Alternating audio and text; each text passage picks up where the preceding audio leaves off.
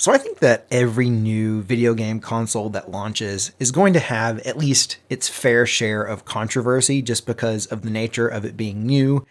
But the Switch 2 has definitely had maybe more than just a little bit of its own controversy. Of course, we have the price of the system being higher than I think a lot of people expected. But then, of course, we have Mario Kart World coming in at $80. It's kind of the first big AAA game to come out at the $80 price point in quite some time.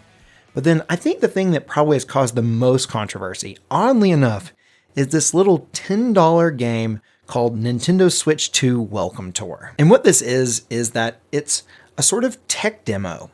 It sort of shows off all the tech inside of the Switch 2, but also inside the Switch 2 accessories as well. A lot of people have called it a virtual user manual or maybe an interactive user manual, and I think that kind of fits, but it almost feels more like a sort of museum of sorts. You go around to all these different kiosks, all these different stations, and at each of them you get to learn about some aspect of the Switch 2. They're sort of like exhibits, and some of them have mini games that you can play. But although there is a decent amount of stuff to do in this game, it takes a handful of hours to get through. It's not like it's over in 30 minutes.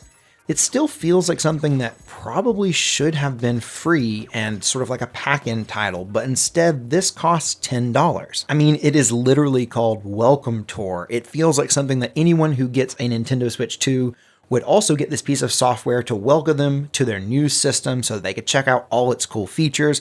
But no, this is something you have to pay for to experience. And if I'm just looking at the software, I think it's actually a genuinely cool piece of software. But because of the way that Nintendo handled it, I think it's probably going to go down as one of the worst, or at least one of the most disappointing launch titles for any video game console. So while I'm talking about this, I'm definitely going to be calling it a game over and over and over, and I guess technically it's a game, but it doesn't really feel like a game. It feels way more like a virtual user manual or like a museum that has exhibits, but I guess technically it is a game. It has things to do that like progress you through it, and the main thing that kind of threads you from one place to another, sort of the main thing that you're going to be doing is going around and doing the stamp collecting. This is the thing that pushes you from area to area, and you can't progress past a certain area until you've collected all the stamps in that area. And these stamps basically are just labels for each of the components within the Switch 2. And it's really cool because you get to go around and see all the different parts, even within the Switch 2 itself, like the circuit board and stuff. You get to see all the different components and find out what they're for, why they're there, what they do. But the game's not just all about walking around a Switch 2 and checking out all the different parts. There are also mini games and demos that sort of demonstrate all the different components and how you're able to use them in games.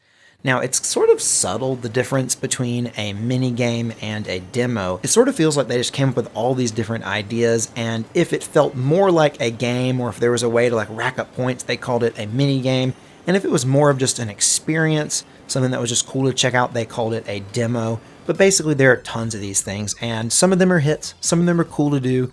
Others are just kind of boring, or they just kind of show you a piece of technology and something that you can do, and it's like, okay, that's cool, I guess.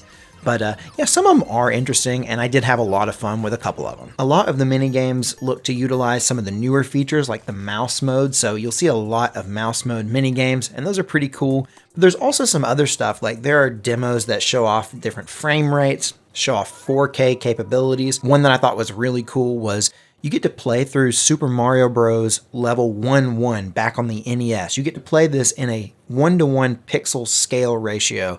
It's kind of hard to describe, but if you see it, it makes sense.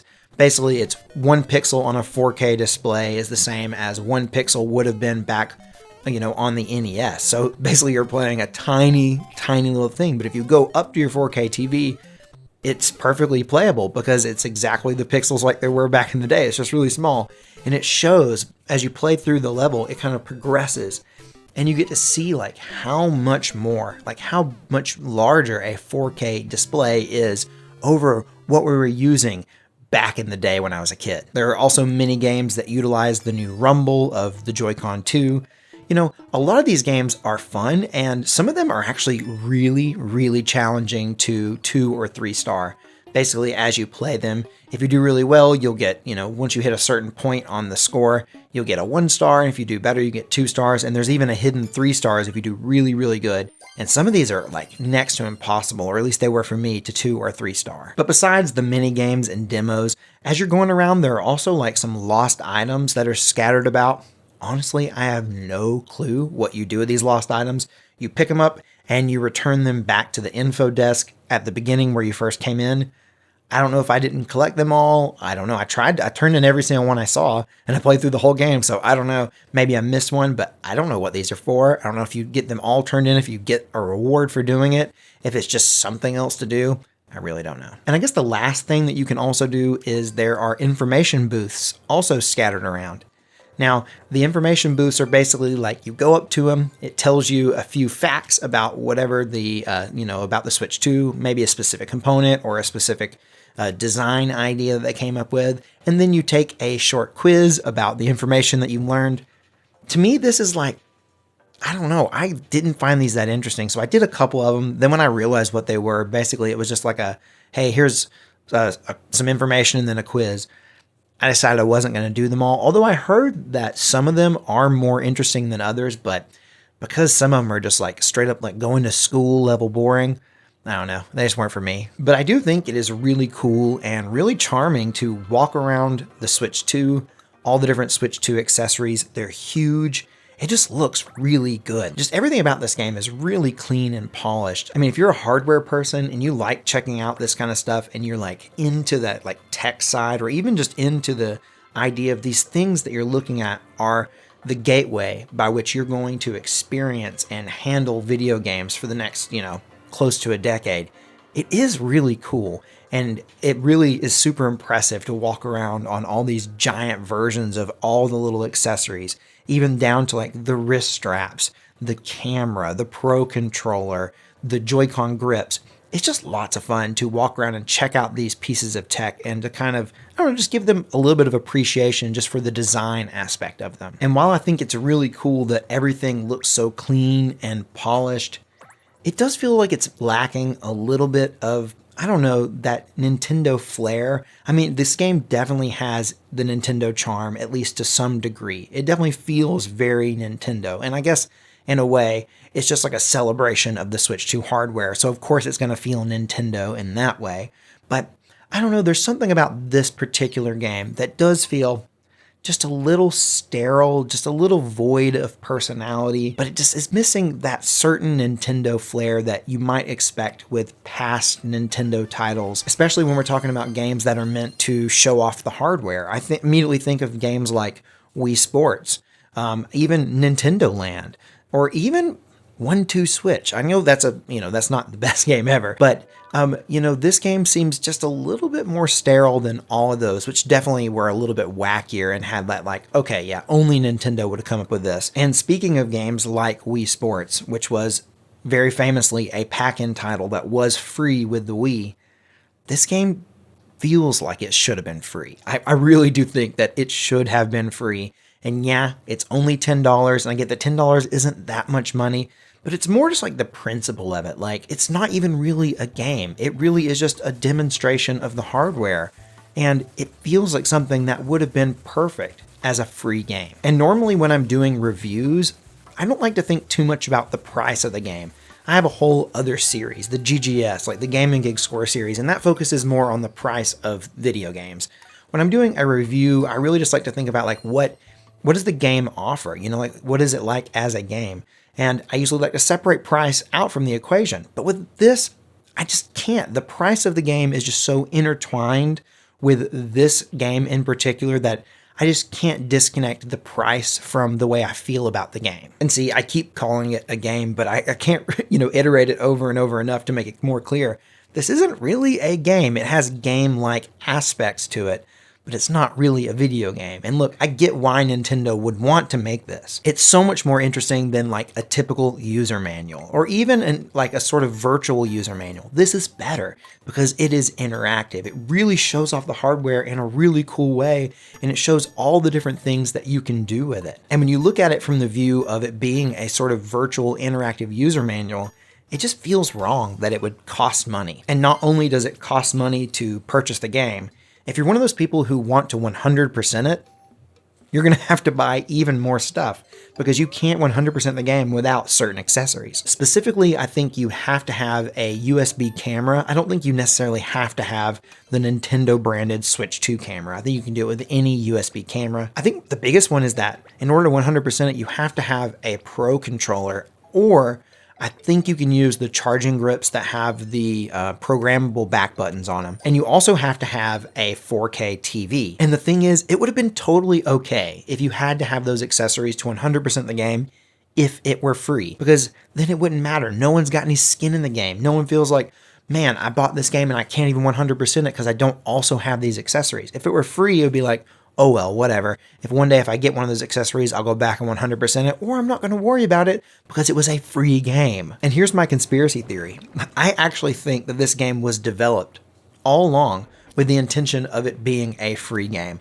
Obviously, I have no proof of this. I have no way of being like, yep, here's why I know. But it just feels like it's called Nintendo Switch 2 Welcome Tour. Welcome Tour. It's just an interactive user manual. To me, it makes all the sense in the world for it to be a free game. And if you were developing this game and you thought, well, I think this is going to be a pack-in title for the Switch 2, I see why you would be like, yeah, let's demonstrate the Pro controller. Let's demonstrate the camera, 4K TV. Let's do all those things. And it's okay because this is going to be a free pack-in title and the people who have those things can experience them. Obviously, that's just a conspiracy theory, but I don't know. It feels like this game was always developed to be a free game. And truthfully, I really like the idea of Nintendo Switch 2 Welcome Tour. And I think that in a vacuum, if I could just disregard the price and disregard the controversy, I think this is a really cool piece of software, and I get why Nintendo would want to make this. But here's the thing, we don't live in a vacuum. I can't just ignore the price. I can't just judge this as if it was an interactive free user manual. I have to judge it as if it's a paid video game. And as a video game, it just isn't very good. And to play devil's advocate, it's not like there's not $10 worth of value that you could arguably have here. It's just charging for this really kind of shows the current mindset of the higher-ups at Nintendo right now. They know the Switch 2 is really high in demand. I mean, we already know that it's most likely the best-selling console launch of all time. They knew it was going to be that, I think. And to go ahead and say like, yeah, and then also we have this thing that could have been free. It could have been free, probably was planned to be free, but no, we're going to charge $10 for it. That just feels, I don't know, it just kind of shows where Nintendo's at right now. They're really riding high. And I get it. When you're riding high, you don't think they don't have to be as customer forward, but I don't know. This one just feels like a really bad move. I don't know. Sometimes when I'm talking about this stuff, I feel like I get too worked up over it. I mean, at the end of the day, it's a $10 game. It's not that big of a deal, but for some people it is. Now, I don't really have a great way to wrap this up, but I do kind of like thinking about things that are or aren't a big deal. I want to know from you. What do you guys think is a bigger deal? Do you think it was worse that Mario Kart World cost $80? Or do you think it's worse that this tech demo game comes out and it's $10? I'm interested to see which one of those you think is a bigger blunder from Nintendo. And the last thing I want to say before I let you go is that if you want to get more involved in the Gaming Gig community, there's two ways I've got for you to do that. Number one is come hang out with us on Twitch. We stream on Monday, Tuesdays, Thursdays, and Sundays at 8 p.m. Eastern. And then also, if you'd like, there is the Gaming Gig Discord server. Of course, it's free to join. The link for both of those is in the description of this video. And with that, I'll let you go. I hope you enjoyed this video. Hope you got something out of it. I'll see you guys next time.